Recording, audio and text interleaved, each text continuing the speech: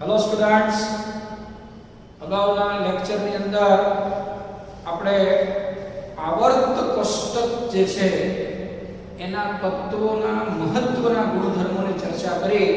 ફરીવાર યાદ કરાવી દઉં. સૌથી પહેલા તમને મેં પરમાણુ ત્રિજ્યા સમજાવ્યું. પરમાણુ ત્રિજ્યા પછી આપણે શીખ્યા આયનીકરણ એન્થાલ્પી અને એની પછી શીખ્યા ઇલેક્ટ્રોન પ્રાપ્તિ એન્થાલ્પી. અને આજે આપણે એવો જ એક અગત્યનો ગુણધર્મ શીખવાનો છે, વિદ્યુત ઋણતા.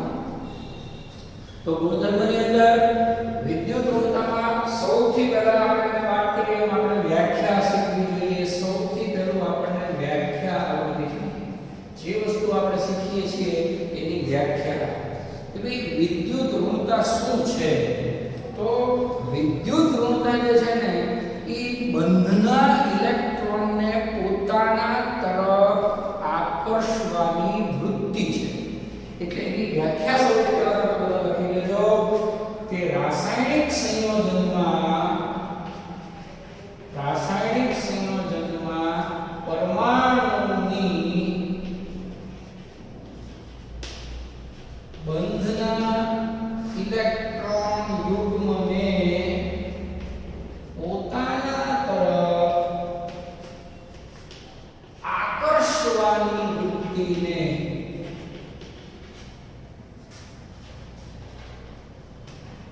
પરમાણુની વિદ્યુત ઋણતા કહે છે. તો વિદ્યુત ઋણતા એ ખરેખર શું થયું આપણે જોઈ લઈએ કે વિદ્યુત ઋણતા એ શું થયું. તો ઇલેક્ટ્રોન યુગ્મને પોતાના તરફ આકર્ષવાની વૃત્તિ. બંધના ઇલેક્ટ્રોન યુગ્મને પોતાના તરફ આકર્ષવાની વૃત્તિ, એનું નામ છે વિદ્યુત ઋણતા. દાખલા તરીકે આપણે વિચારીએ કે હાઇડ્રોજન અને ક્લોરીન વચ્ચે બંધ છે. હવે આપણને ખબર છે કે આ હાઇડ્રોજન અને ક્લોરીન વચ્ચેનો બંધ છે એ બે ઇલેક્ટ્રોનની ભાગીદારીને કારણે બને છે. એક ઇલેક્ટ્રોન હાઇડ્રોજનનો, બીજો ઇલેક્ટ્રોન ક્લોરીનનો, એટલે કે બે ઇલેક્ટ્રોનની ભાગીદારીને કારણે આ સહસંયોજક બંધ બને છે. હવે આ જે ઇલેક્ટ્રોન યુગ્મ છે, આવું આ ઇલેક્ટ્રોન યુગ્મ જે છે એ ઇલેક્ટ્રોન યુગ્મને આ હાઇડ્રોજન છે એ પોતાના તરફ આકર્ષવાનો પ્રયત્ન કરે અને એવી જ રીતે ક્લોરીન છે એ પોતાના તરફ આકર્ષવાનો પ્રયત્ન કરે.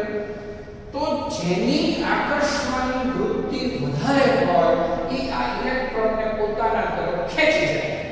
તો અહીંયા આ ક્લોરીન છે એ ક્લોરીનની આ ઇલેક્ટ્રોનને આકર્ષવાની વૃત્તિ હાઇડ્રોજનની સરખામણીમાં વધારે છે. એટલે વિદ્યુત ઋણતા છે ને એ હંમેશા સરખામણીમાં હોય, સાપેક્ષમાં હોય. એટલે આ હાઇડ્રોજન જે છે એના કરતાં આ ક્લોરીન પાસે આ ઇલેક્ટ્રોનને આકર્ષવાની તાકાત છે ને એ વધારે છે અને માટે આ ઇલેક્ટ્રોન યુગ્મ ક્લોરીન તરફ આકર્ષાયેલું રહેશે. આ ઇલેક્ટ્રોન યુગ્મ વચ્ચે નહીં પણ એ ઇલેક્ટ્રોન યુગ્મ ક્લોરીન તરફ આકર્ષાયેલું રહેશે અને એટલે ક્લોરીન ઉપર અંશતઃ ઋણ વિદ્યુત ભાર આવશે અને હાઇડ્રોજન ઉપર અંશતઃ ધન વિદ્યુત ભાર આવશે. તો વિદ્યુત ઋણતા શું છે એ તમારા મગજમાં ક્લિયર હોવું જોઈએ કે વિદ્યુત ઋણતા એટલે બંધના ઇલેક્ટ્રોન યુગ્મને પોતાના તરફ આકર્ષવાની વૃત્તિ. જે પરમાણુની ઇલેક્ટ્રોન યુગ્મને આકર્ષવાની વૃત્તિ વધારે હોય એની વિદ્યુત ઋણતા વધારે હોય. એટલે એ પરમાણુ ઇલેક્ટ્રોનને પોતાના તરફ ખેંચી જાય એટલે એની ઉપર અંશતઃ વિદ્યુત ભાર આવે અને આની ઉપર અંશતઃ ધન વિદ્યુત ભાર આવે. અને એટલે જ આ પ્રકારનો બંધ જે છે એને તમને જો ખ્યાલ હોય તો આપણે ધ્રુવીય સહસંયોજક બંધ કહીએ છીએ. આ બંધને આપણે શું કહીએ છીએ? ધ્રુવીય સહસંયોજક બંધ. એટલે કે એને બંને ધ્રુવ છે, ધન ધ્રુવ અને ઋણ ધ્રુવ, અંશતઃ ધન અંશતઃ ઋણ. તો આ વાત થઈ વિદ્યુત ઋણતાની. એની પરથી આપણને ખ્યાલ આવી ગયો કે વિદ્યુત ઋણતા જે છે ને એ સાપેક્ષ ગુણધર્મ છે, સરખામણીમાં જોવામાં આવે છે, એ નિરપેક્ષ ગુણધર્મ છે નહીં. એટલે આ ખાસ યાદ રાખી લો કે વિદ્યુત ઋણતા એ સાપેક્ષ છે. વિદ્યુત ઋણતા કેવી છે? સાપેક્ષ છે. એ હંમેશા સાપેક્ષમાં માપવામાં આવે છે અને એ સાપેક્ષ માપન માટે એ લોકોએ લિથિયમનું મૂલ્ય સ્વીકારેલું છે કે લિથિયમની વિદ્યુત ઋણતા 1 છે અને એની સાપેક્ષમાં બધાની વિદ્યુત ઋણતા માપેલી છે. તો એમાં ફ્લોરિનની વિદ્યુત ઋણતા 4 છે. એટલે ફ્લોરિન જે છે એની 4 વિદ્યુત ઋણતા સૌથી વધુ વિદ્યુત ઋણતા છે. ફ્લોરિનની વિદ્યુત ઋણતા સૌથી વધુ ગણવામાં આવે છે. ઓકે, તો વિદ્યુત ઋણતા માટે આ ખાસ યાદ રાખવાનું કે લિથિયમની વિદ્યુત ઋણતા 1 સ્વીકારી અને એની સાપેક્ષમાં ફ્લોરિનની વિદ્યુત ઋણતા કેટલી છે? 4 છે. તો આ સરખામણીને આધારે બાકી બધાની વિદ્યુત ઋણતાઓ નક્કી થયેલી છે. એટલે વિદ્યુત ઋણતા એ હંમેશા સાપેક્ષ વસ્તુ છે, એ તમારે ખાસ ધ્યાન રાખવાનું છે. અને એવા અગત્યના જે પરમાણુઓ છે એની વિદ્યુત ઋણતા તમારે યાદ રાખી લેવાની કે ફ્લોરિન છે તો એની વિદ્યુત ઋણતા સૌથી વધુ છે. પછી આવે છે ઓક્સિજન, ઓક્સિજન પછી આવે છે ક્લોરીન, ક્લોરીન પછી આવે છે કાર્બન અને છેલ્લે હાઇડ્રોજન. આટલી વિદ્યુત ઋણતાઓ તમારે ખાસ ધ્યાનમાં રાખવાની છે. નાઇટ્રોજનની અને ક્લોરીનની સરખી છે એટલે અહીંયા આપણે લખી નાખીએ બરોબર નાઇટ્રોજન. નાઇટ્રોજન અને ક્લોરીનની વિદ્યુત ઋણતા સરખી છે. ક્લોરીન છે એની સૌથી વધારે 4 છે, ઓક્સિજનની 3.5 છે, આ ક્લોરીન અને નાઇટ્રોજનની 3 છે, કાર્બનની 2.5 છે અને હાઇડ્રોજનની 2.1 છે. તો મિત્રો આટલી વિદ્યુત ઋણતાઓ તમારે ખાસ ધ્યાનમાં રાખવાની છે. ફ્લોરિન સૌથી વધુ 4, પછી ઓક્સિજન એનાથી ઓછી 3.5, એનાથી ઓછી ક્લોરીન અને નાઇટ્રોજન બંનેની 3, કાર્બનની 2.5 અને હાઇડ્રોજનની 2.1. લિથિયમ છે એની વિદ્યુત ઋણતા 1 છે. આ વિદ્યુત ઋણતા તમને ઘણી બધી જગ્યાએ પછી ઉપયોગમાં આવશે. એટલે અમુક આ વિદ્યુત ઋણતાના મૂલ્યો જે છે એ તમારે ખાસ ધ્યાનમાં રાખવાના છે. બીજી એક સ્પષ્ટતા તમને હું ખાસ કરી દઉં કે આપણે અગાઉ જે શીખ્યા ઇલેક્ટ્રોન પ્રાપ્તિ એન્થાલ્પી અને બીજું આજે શીખ્યા વિદ્યુત ઋણતા, આ બંને વચ્ચે ભેદ છે ખાસ સમજો. જો આપણે અગાઉ જે ઇલેક્ટ્રોન પ્રાપ્તિ એન્થાલ્પી શીખ્યા ને એમાં પણ ઇલેક્ટ્રોનને આકર્ષવાની વાત આવતી હતી. આની અંદર પણ ઇલેક્ટ્રોનને આકર્ષવાની વાત આવે છે. એટલે બંનેમાં મિસઅન્ડરસ્ટેન્ડિંગ તમારું ન થઈ જાય એ તમે ખાસ ધ્યાન રાખજો કે ભાઈ ઇલેક્ટ્રોન પ્રાપ્તિ એન્થાલ્પી અને વિદ્યુત ઋણતા એ બંને વચ્ચે ભેદ છે. હવે કઈ રીતે ભેદ છે એની માટે તમારે બંનેની પ્રોપર વ્યાખ્યા જોવી જોઈએ.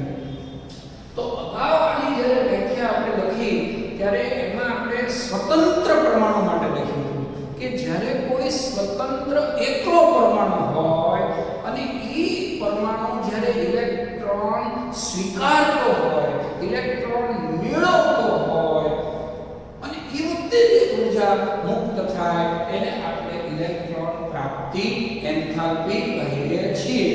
એટલે ઇલેક્ટ્રોન પ્રાપ્તિ એન્થાલ્પી જે છે ને એ સ્વતંત્ર પરમાણુ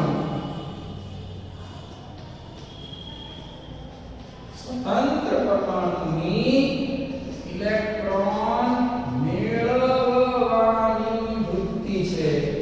ખાસ ધ્યાન રાખજો, સ્વતંત્ર પરમાણુની ઇલેક્ટ્રોન મેળવવાની વૃત્તિ છે. એટલે કોઈ એકલો પરમાણુ હોય અને એ એકલો પરમાણુ ઇલેક્ટ્રોન મેળવતો હોય, એ જે વૃત્તિ છે ને એ ઇલેક્ટ્રોન પ્રાપ્તિ એન્થાલ્પી છે.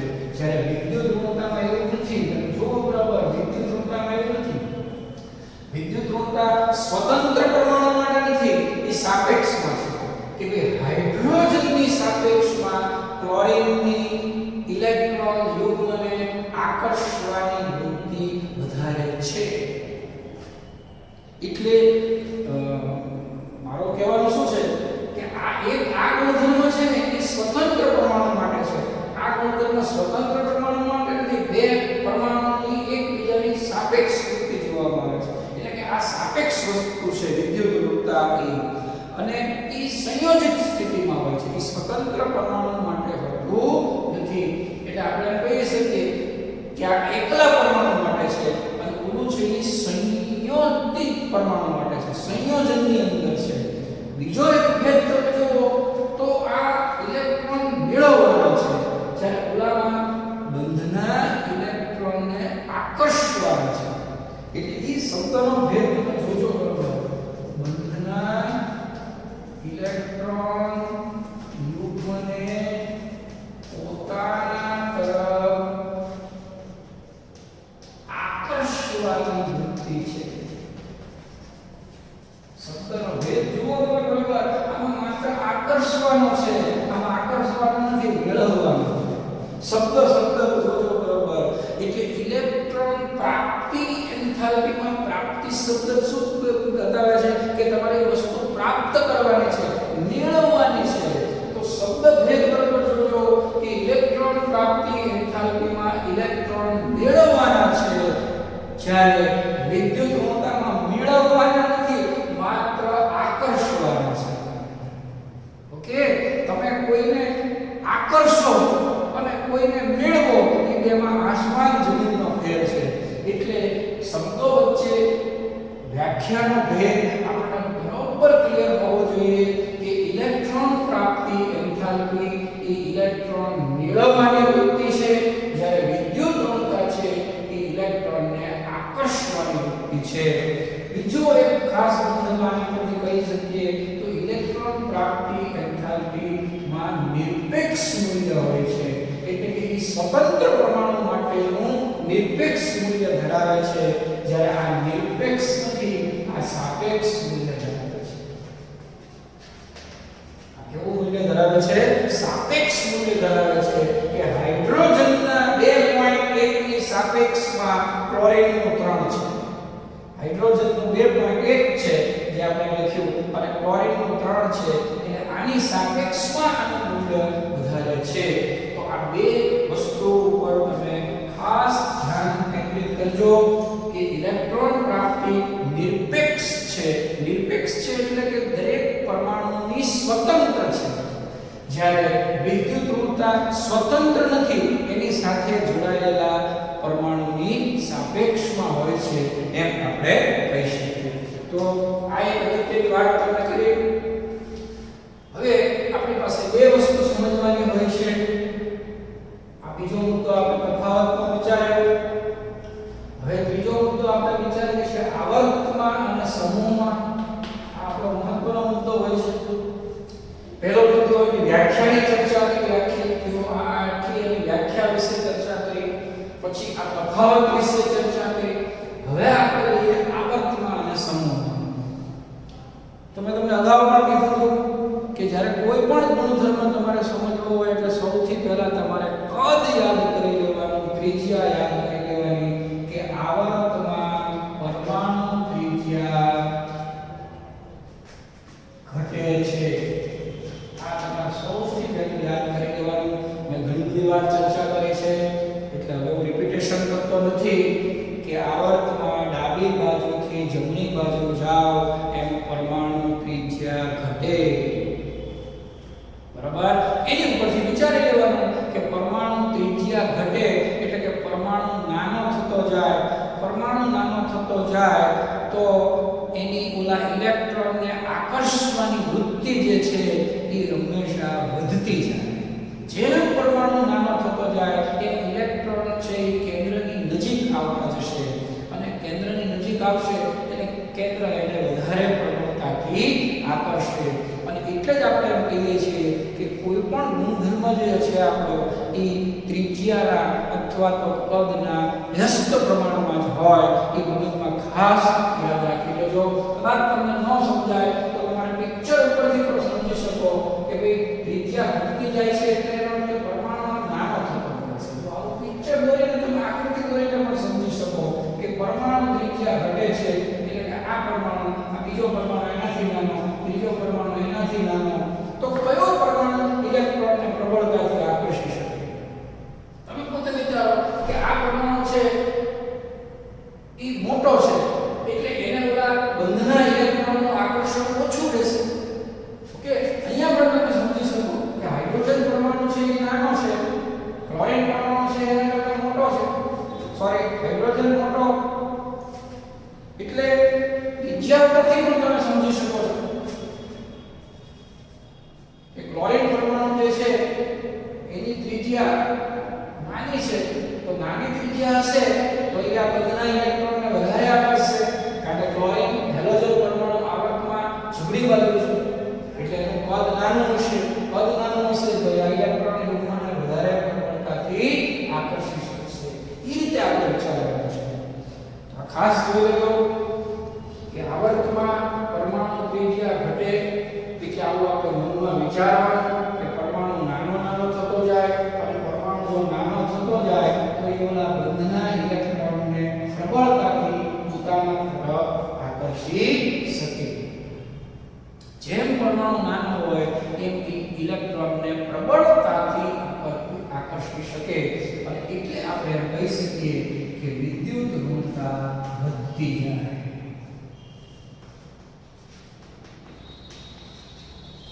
ખૂબ ધ્યાન રાખજો કે ત્રિજ્યામાં ઘટે હોય તો વિદ્યુત ઋણતામાં વધે જ હોય, એકબીજાના વ્યસ્ત પ્રમાણમાં હોય.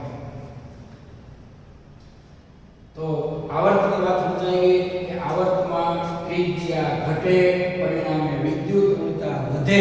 હવે એક બીજી વસ્તુ સમજી લો કે વિદ્યુત ઋણતા વધે એટલે એનો અર્થ એવો પણ થાય કે અધાતુ ગુણ વધે. કારણ કે અધાતુ પરમાણુ છે ને એ અધાતુ પરમાણુની વિદ્યુત ઋણતા હંમેશા વધારે હોય, કારણ કે એનામાં ઇલેક્ટ્રોન આકર્ષવાની વૃત્તિ વધારે હોય. ઓકે, એટલે વિદ્યુત ઋણતાને અધાતુ ગુણ સાથે સંબંધ છે. તો એ પણ ખાસ યાદ રાખજો કે વિદ્યુત ઋણતા વધે એટલે એનો અર્થ થયો અધાતુ ગુણ વધે. અને બીજી રીતે કહીએ તો ધાતુ ગુણ ઘટે.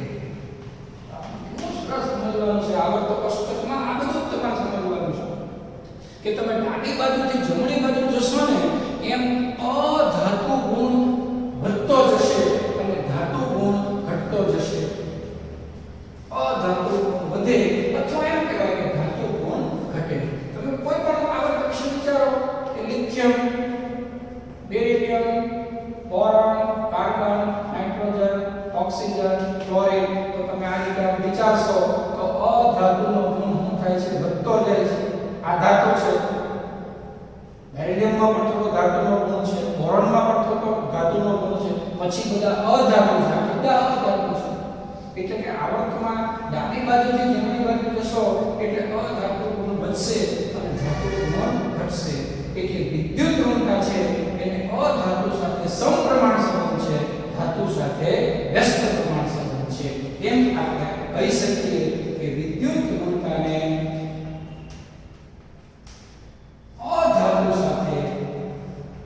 અધાતુ ગુણ સાથે સીધો સંબંધ અને ધાતુ ગુણ સાથે વ્યસ્ત સંબંધ. આવા બધા તારણો આપણે ખાસ ધ્યાન રાખવાના છે કે વિદ્યુત ઋણતા વધી એટલે અધાતુ ગુણ વધ્યો અને અધાતુ ગુણ વધ્યો એટલે ધાતુ ગુણ ઘટ્યો. એટલે વિદ્યુત ઋણતાને અધાતુ સાથે સીધો સંબંધ અને ધાતુ સાથે વ્યસ્ત સંબંધ છે એમ આપણે કહી શકીએ. તો મિત્રો, વિદ્યુત ઋણતા ઉપરથી આવા ઘણા બધા અગત્યના તારણો આપણા નીકળી શકે.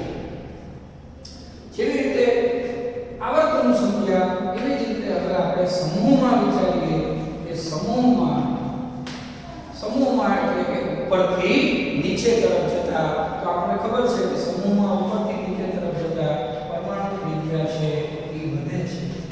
તમે પિક્ચર સ્વરૂપે વિચારો કે સમૂહમાં પહેલો પરમાણુ નાનો હોય, બીજો એનાથી મોટો હોય, ત્રીજો એનાથી મોટો હોય.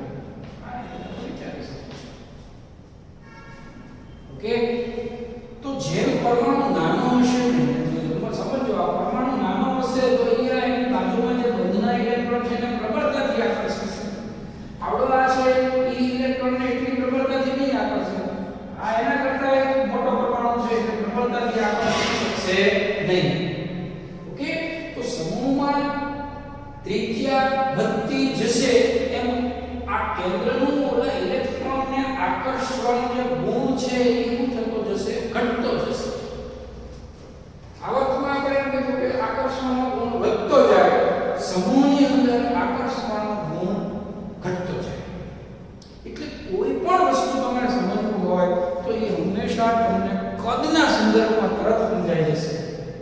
ફરી એકવાર સમજી લો કે આ નાનો પરમાણુ છે, નાનો પરમાણુ છે તો એનું કેન્દ્ર છે એ બંધના ઇલેક્ટ્રોનને તરત આકર્ષી શકશે, ઝડપથી પ્રબળતાથી આકર્ષી શકશે. આવડો આ એટલી પ્રબળતાથી ન આકર્ષી શકે કારણ કે કેન્દ્ર દૂર થઈ ગયું. આ એટલી પ્રબળતાથી ન આકર્ષી શકે, કેન્દ્ર વધારે દૂર થઈ ગયું. કહેવાનો અર્થ કે કેન્દ્ર અને ઇલેક્ટ્રોન યુગ્મ વચ્ચેનું આકર્ષણ જે છે એ ઘટે. એટલે ત્રિજ્યા વધે તો આકર્ષણ ઘટે, અને આકર્ષણ ઘટે એટલે આપણે એમ કહીએ કે વિદ્યુત ઘનતા છે પણ ઘટે. તો જોઈ લો વ્યસ્ત સંબંધ આવી ગયો. ત્રિજ્યામાં ઘટે હોય તો વિદ્યુત ઘનતામાં વધે જ હોય, ત્રિજ્યામાં વધે હોય તો વિદ્યુત ઘનતામાં ઘટે હોય. તો આ બધા મુદ્દાઓ તમે તમારી નોટમાં સરળ ભાષાની અંદર ટેક્સ્ટ બુકમાં થોડું અટપટું અને અઘરું હોય છે, એને સરળ બનાવવાની સ્કિલ આપણામાં હોવી જોઈએ. અને એટલે જ આપણે આ વિડિયો લેક્ચર જે છે એ તમારે બરોબર એટેન્ડ કરવાના, પછી ટેક્સ્ટ બુકમાંથી જોઈ તમે તમારી સરળ ભાષામાં આ બધું લખાણ કરી શકો. હવે આપણે એમ કહીએ કે વિદ્યુત ઘનતા ઘટી તો અધાતુનો ગુણ ઘટશે અને ધાતુ ગુણ ઘટશે. કોઈ પણ સમૂહની અંદર તમે જોશો તો અધાતુ ગુણ ઘટતો જશે અને ધાતુ ગુણ વધતો જશે. તમારે કોઈ પણ સમૂહનું ઉદાહરણ લેવાનું, દાખલા તરીકે નાઇટ્રોજન, ફોસ્ફરસ, આર્સેનિક, એન્ટિમની, બિસ્મથ. આ તમે સમૂહ લ્યો તો આ સમૂહની અંદર તમે જુઓ તો આ પહેલા બંને જે છે એ અધાતુ છે, આ છે એ અર્ધધાતુ છે અને આ નીચેના છે એ ધાતુ છે. તો સમૂહની અંદર તમે જોશો તો અધાતુનો ગુણ ઘટતો જાય છે, અધાતુનો ગુણ ઘટતો જાય છે, અથવા તો એમ કહીએ કે ધાતુનો ગુણ છે એ વધતો જાય છે. તો આવર્ત, જો તમને આવર્ત વિશે સમજાઈ ગયું ને તો સમૂહ વિશે તમને ઝડપથી સમજાઈ જશે. એટલે આવર્ત જો વ્યવસ્થિત તૈયાર કરશો તો સમૂહ તમને ઓટોમેટિક આવડી જવાનો છે. તો આ બધા જે મુદ્દાઓ જે છે એ મુદ્દાઓ પ્રમાણે તમારે આ આખો ટોપિક છે એ સમજવાનો છે. તો વિદ્યુત ઘનતાનો ટોપિક અહીંયા આપણે પૂરો કરીએ છીએ. જરૂર પડે તો ફરી એકવાર વિડિયો લેક્ચર જોઈ લેવાનું અને એને આધારે તમારે તમારી નોટ્સ તૈયાર કરવાની. Thanks to all.